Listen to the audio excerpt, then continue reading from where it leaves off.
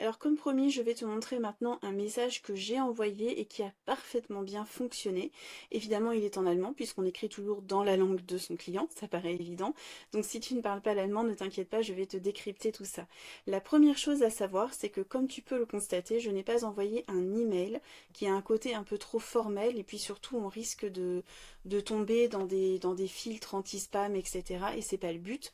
Moi, ce que je voulais, c'était construire une relation humaine avec mon prospect. Donc la première chose, c'est que j'ai réseauté avec lui sur LinkedIn, j'ai brioché, si tu me connais un peu, tu as la ref, et du coup, on était déjà un peu en relation avant que je l'invite dans mon réseau. On avait déjà interagi dans les commentaires de ses posts, dans un groupe où lui, il était actif. J'avais déjà commenté et liké d'autres choses aussi autour dans son écosystème. Et donc, mon nom ne lui était pas inconnu déjà à la base. Ensuite, quand j'ai vu qu'il y avait une relation qui commençait à se créer, là j'ai saisi l'opportunité d'un post que lui avait posté qui me plaisait bien, qui me parlait et qui faisait écho à quelque chose que j'avais vu dans ma veille de marché en France. Et donc j'en ai profité, je l'ai invité et dans le message d'accueil, je lui parle justement de ce que j'ai vu ici dans ma veille de marché, qui est un sujet, un appel d'offres semi-public qui a été lancé dans une région française pour justement ce que lui il fait. Donc ça tombait super bien. Je me suis dit c'est l'occasion à ne pas rater. Évidemment, ça a duré un petit peu, hein. Tu vois, ça a duré quand même bien presque une demi-heure avant qu'il réagisse à ce que je lui ai dit. Mais quand il a commencé à réagir, ça s'est enchaîné très très vite. Et en moins de 2 heures, on avait pris rendez-vous. Donc c'était assez intéressant. Ce que tu peux constater, c'est qu'ils commencent par me dire, bah oui, c'est cool, mais bon, qu'est-ce qu'ils veulent en fait sur place? Donc je décris ce qu'ils veulent en utilisant ces mots à lui pour lui montrer que je fais bien partie de son propre écosystème métier et je fais le lien aussi avec ce qu'il a mis lui dans son poste. En termes de dépollution des sols, vraiment les termes spécifiques utilisés dans ce secteur pour lui montrer que je fais bien partie de sa famille professionnelle. Et puis je fais le lien avec son poste dans lequel lui, il disait quelque chose par rapport à ça. Donc il y a un lien logique entre ce que je lui dis dans ce message privé et ce qu'il vient de publier. Donc pour lui, il n'y a pas de dissonance entre notre conversation et la relation qu'on a déjà avant. Il n'y a pas de problème particulier. Et quand on commence à discuter vraiment dans le vif du sujet, ce qu'il me dit, il me cite un problème qui est très important pour cette typologie de client, un problème spécifique que bien sûr je connais puisque je connais cette clientèle. Et son problème, c'est, ben, premièrement, je n'ai pas accès aux projets, aux appels à projets, je ne les vois pas passer, ou alors quand je les vois passer, il y a déjà des gens qui sont sélectionnés.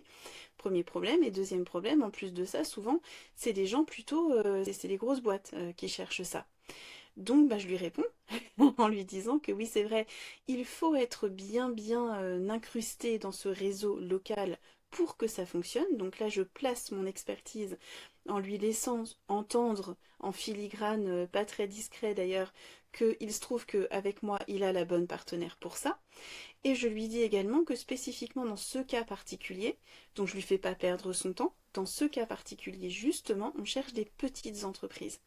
Donc non seulement c'est intéressant pour lui sur le plan business, mais en plus c'est intéressant pour moi parce que je lui montre que je ne vais pas lui proposer n'importe quoi. Quand je lui propose quelque chose, c'est vraiment adapté à son cas. Et visiblement, lui a parfaitement compris ces deux messages semi-subliminaux et il me demande de lui transférer l'appel d'offres en question. Pour moi, c'est l'opportunité géniale de glaner son adresse email puisque je vais devoir lui transférer l'information. Il me l'a demandé, donc il n'y a rien de choquant à lui envoyer un email. Il attend cet email. Donc je sais que le mail ne va pas tomber dans le dossier spam, ou bien si c'est le cas, lui, il va le sortir du dossier spam. Et j'aurai accès à sa boîte mail à partir de ce moment-là. Petite astuce, là tu le vois pas ici très bien parce que j'ai été obligée d'anonymiser l'adresse mail, mais je lui propose moi son adresse mail. Ça a l'air bizarre comme ça, mais quand un client te demande de lui envoyer un message depuis un réseau quelconque, tu vas sur son réseau, tu cherches son adresse mail, toi, tu n'attends pas qu'il te la donne, tu ne la lui demandes pas, tu vas sur son profil LinkedIn, tu vas sur son site internet, tu cherches son adresse et tu la lui proposes. Est-ce que je peux vous envoyer ce mail que vous m'avez demandé à cette adresse? C'est intéressant parce que ça montre à ton client que tu es dans la proactivité. Tu n'attends pas passivement qu'on te donne les informations. Donc tu proposes l'adresse mail, ça permet accessoirement au client de se rendre compte que peut-être son adresse mail n'est pas à jour. En l'occurrence, elle l'était, donc ça tombait bien. Donc toi, tu vas envoyer le mail, ça te permet d'être sûr que tu as la bonne adresse mail, ça te permet d'être sûr que tu vas passer tous les filtres. Et ensuite, ce que j'ai fait là, c'est que je suis revenue dans LinkedIn pour lui dire ça y est, le mail est envoyé. Alors ça permet plusieurs choses. D'abord, si jamais le mail était tombé dans un dossier spam, comme ça, il a la preuve que oui, c'est fait, c'est envoyé, et que s'il y a un souci, ben, il faut qu'il me le dise. Il ne faut pas qu'il attende ad vitam aeternam, il faut qu'il me signale qu'il ne l'a pas reçu. Et le deuxième aspect, c'est que les emails, moi en tout cas, je les considère comme plutôt formels. Je les utilise pour des conversations longues que je souhaite vraiment formaliser, des rapports de réunion, par exemple des appels d'offres, ce genre de choses. Mais pour le tout venant, pour les discussions courantes d'humain à humain, je préfère les réseaux sociaux. Et donc je suis revenue sur LinkedIn pour lui dire ok, ça c'est fait. Et puis on blablate un petit peu. Et là, il me dit, écoute, en fait, LinkedIn, c'est pas trop ma tasse de thé, est-ce que tu veux pas qu'on passe par WhatsApp? Je dis, ok, pas de souci. Et c'est comme ça que j'ai aussi glané son numéro de téléphone. Donc c'est quand même vachement intéressant. On est passé sur WhatsApp. Dans les 20 minutes qui ont suivi notre échange sur WhatsApp, on avait pris rendez-vous. On a signé un contrat pour 1750 euros, qui est mon offre phare de base. Et ensuite, on a signé dans les 2 semaines qui ont suivi pour un accompagnement très poussé à 4000 euros sur la construction du dossier pour répondre à cet appel d'offres. Donc tu vois que avec juste des petits messages très simples, très humains, sans beaucoup de formalisme, on peut signer quand même des gros contrats. Et tout ça, je le rappelle, hein, sans avoir publié quoi que ce soit sur mon profil. Donc petit rappel, tu n'es pas obligé absolument et obligatoirement de publier sur ton profil pour signer des contrats sur LinkedIn. Il y a d'autres stratégies, mais ces stratégies dépendent de ton client. Je voulais te donner ici quelques petites astuces en plus. Première chose, tu peux voir dans les différents messages que j'ai écrits ici, et puis la manière dont il répond aussi, qu'on n'est pas dans l'ultra perso avec de l'argot et des abréviations, ça d'accord, mais on n'est pas non plus dans le gros formalisme. Je n'ai pas du bonjour monsieur, tu sais, en allemand c'est le sehr geehrter Herr quelque chose, hein, le très empoulé. On n'a pas non plus à la fin de chaque message un virgule cordialement signé par mon nom et prénom.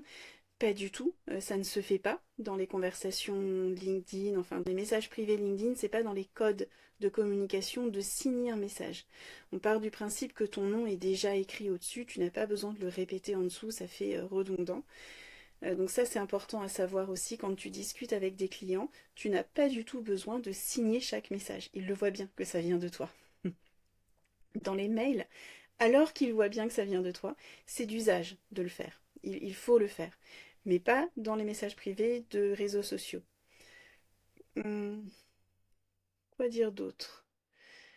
Évite de sauter des lignes, tu vois, de faire des... Alors tu peux sauter des lignes dans le message, mais pas tout de suite en haut. Si tu dis une phrase d'introduction, bonjour, virgule, et tu sautes une ligne, automatiquement ce que verra la personne dans son feed de notification, c'est un bonjour et 3 petits points. Ça donne pas envie d'aller cliquer. Donc n'hésite pas à dire les choses d'entrée de jeu, n'ajoute pas de mystère à ce que tu as à dire en sautant des lignes tout en haut de ton message. Dis-lui ce que tu as à lui dire, point. Si tu sautes des lignes, il faut que ce soit pour créer des petits paragraphes, comme je le fais aussi, alors là on ne le voit pas trop, mais sur les messages précédents, j'ai parfois sauté des lignes pour ajouter un peu de structure. Tu vois, quand je change de sujet, je change de ligne. Tu peux aussi choisir d'envoyer 2 messages quand tu changes de sujet. Attention, un message doit rester relativement court. On n'est pas sur des romans. Si tu dois écrire des choses plus longues, c'est par mail. Reste très synthétique. Tu peux envoyer de temps en temps des messages vocaux le plus court possible. Si tu dois envoyer un message vocal, c'est 15-20 secondes, pas plus. Et c'est pas régulier. Il faut pas faire ça tout le temps. Quoi d'autre? Ah oui, ici, petite info rigolote. Mon numéro de téléphone est français, donc il devrait normalement être structuré en bloc de 2. Là, je l'ai structuré de cette façon pour que ça réponde à la manière dont mon client, lui, a l'habitude de lire des numéros de téléphone. Ça peut être intéressant pour toi de faire ça aussi si tu envoies un message à des gens dont les numéros de téléphone ne sont pas structurés par bloc de 2. De la même manière, si tu parles à des gens qui sont dans un pays où la monnaie n'est pas l'euro, tu ne parles pas en termes de prix de ton offre, tu ne parles pas en euros, mais tu vas donner ton prix dans leur monnaie locale. Donc fais attention à bien convertir, hein, on est bien d'accord. 300 euros, c'est pas 300 dollars. Quoi d'autre?